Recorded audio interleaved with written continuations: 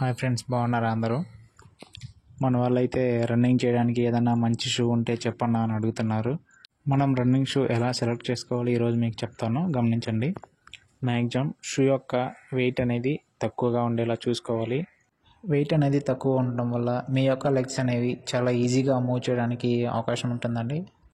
And మొదటిగా గమనించాల్సిన విషయం గ్రిప్ అండి.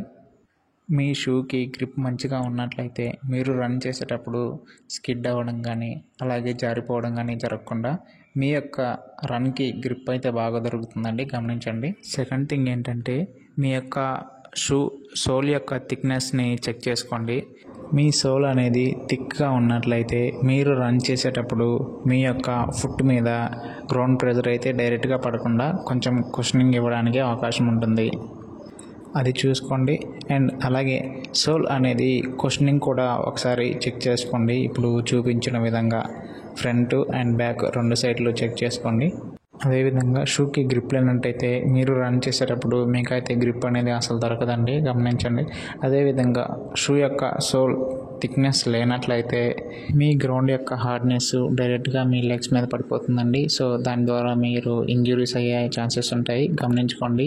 ప్రజెంట్ మన బడ్జెట్లో అయితే తక్కువ రేట్లో మనకి సెగా కంఫర్ట్ 4 అయితే దొరుకుతుందండి. సో ఇది ఆన్లైన్లో 900 నుంచి 1100 దాకా చూపిస్తుంది.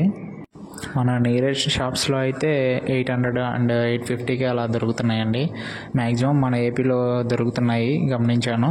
సో ఇవి తీసుకోండి తక్కువ రేట్లో. అండ్ ఆన్లైన్లో హెచ్ఆర్ఎక్స్ బ్రాండ్లో అయితే మీకు తక్కువ రేటుకి ఆఫర్స్ ఇస్తున్నాడండి.